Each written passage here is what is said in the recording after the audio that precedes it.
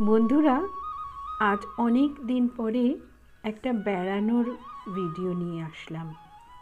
আশা করি ভালোই লাগবে, কারণ তীর্থস্থান শ্রীক্ষেত্র মহাপ্রভুর নীলাচলে আমরা গিয়েছিলাম কিছুদিন আগে। সেইখানকার বেশ কিছু ছবি আজ এখানে রইল।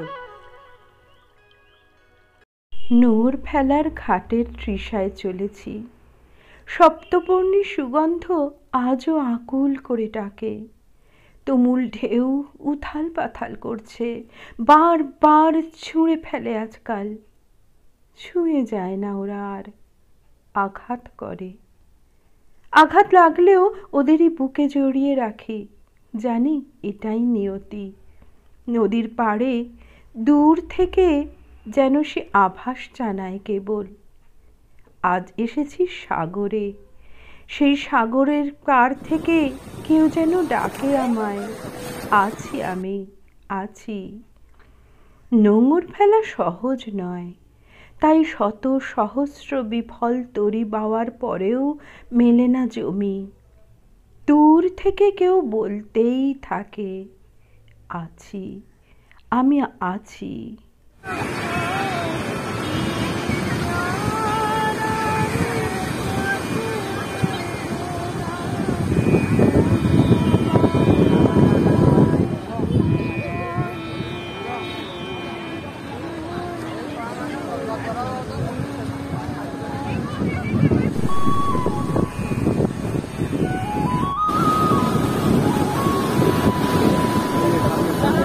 এখন রাতের মহাসমুদ্রের ধার ধরে হেঁটে চলেছি আমরা কজন। এই আছড়ে পড়া ঢেউয়ের বুকে রয়ে যায় শত শত স্মৃতির মালা। ঢেউ গুনতে গুনতে পথ চলা যেন জীবনের সাথে মিলে যায় বারে বারে।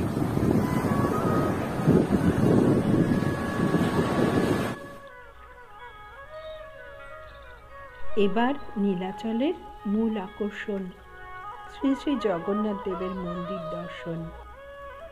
আর এই ধ্বজা উত্তোলনের ভিডিও নিশ্চয়ই আপনারা আগে পেয়ে গেছেন। এখন দেখছি আমাদের সাথে পণ্ডিতজির কিছু ছবি।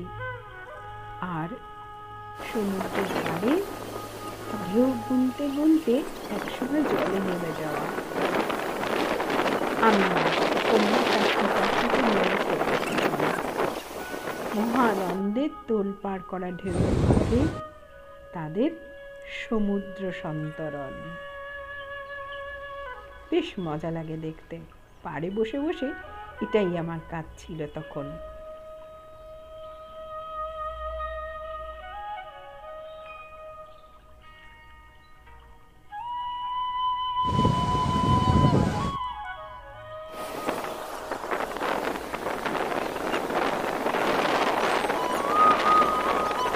ছোটবেলায় যখন পুরী এসেছিলাম প্রথমবার জীবনে, 5 বছর বয়স ছিল।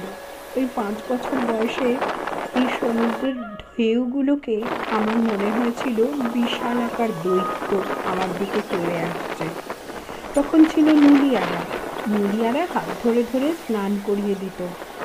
কোনো ভয় ছিল না সাগরে স্নানে, কিন্তু আমি প্রচণ্ড ভয় পেয়েছিলাম।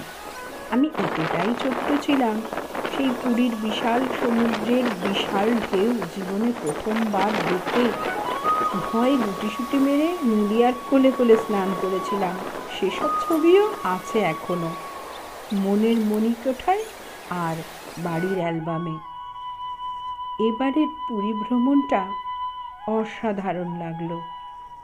ঢেউগুলোকে ছোট মনে হচ্ছিল, কারণ আমি হয়ে গেছি অনেকটা বড়। রাতের আঁধারে এবার দেখুন পেঁচক, লক্ষ্মী পেঁচা কি সুন্দর বসেছিল তখন। এবার এসছি সূর্যোদয়, পরদিন ভোরবেলা। অপূর্ব সুন্দর সূর্যোদয় দেখেছি। এমন সূর্যোদয়ের ভিডিও আলাদাভাবে দেওয়া আছে কিন্তু আপনাদের জন্য, যদি না দেখে থাকেন মিস করেছেন। অপূর্ব অপূর্ব, এই রূপ মুখে বর্ণনা করা যায় না, শুধু অনুভব করতে হয়। প্রকৃতির সাথে একাত্ম হয়ে যাওয়ার এই মহা পুণ্য লগ্ন হৃদয়কে এক অপূর্ব আধ্যাত্মিক শান্তির অনুভূতি দেয়। এই অনুভব ছবিতে বলা সম্ভব নয়। আশপাশের প্রকৃতি যেন সূর্যদেবের বন্দনায় স্থির হয়ে শান্ত হয়ে হাত জোড় করে তার দিকেই তাকিয়ে থাকে, যেমন আমিও ছিলাম।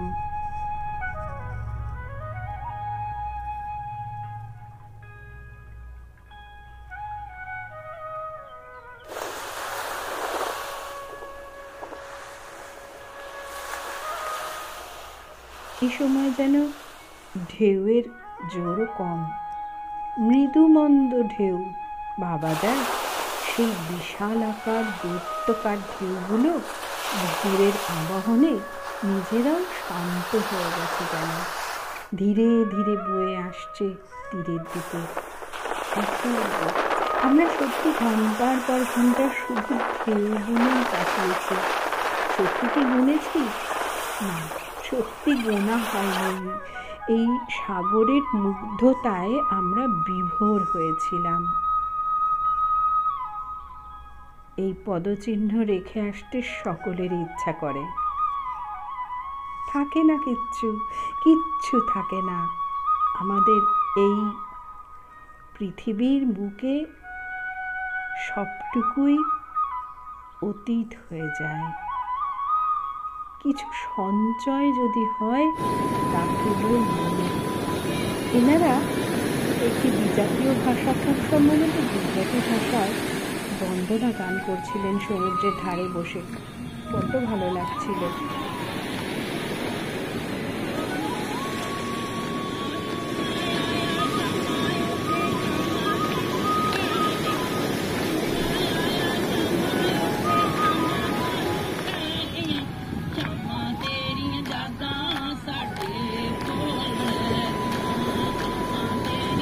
না, এরা গুজরাটি না, এরা ছিলেন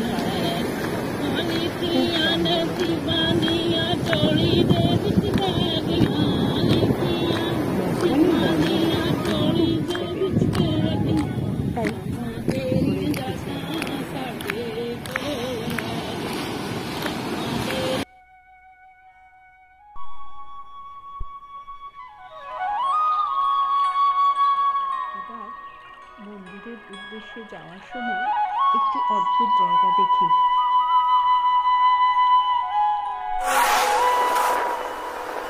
আরেকটি ভোরের দৃশ্য।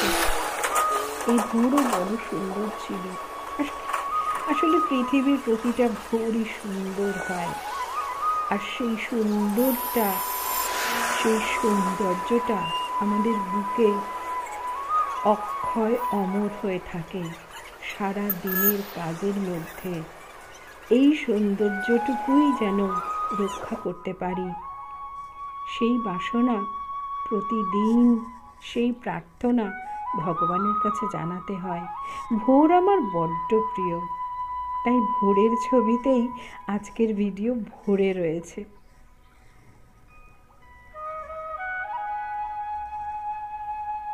পুরীর মন্দিরে পুজো হয়ে গেল। এবারের মতো বিদায়। ভালো থাকবেন সকলে, সাথে থাকবেন। কেমন লাগলো জানাবেন কিন্তু অবশ্যই।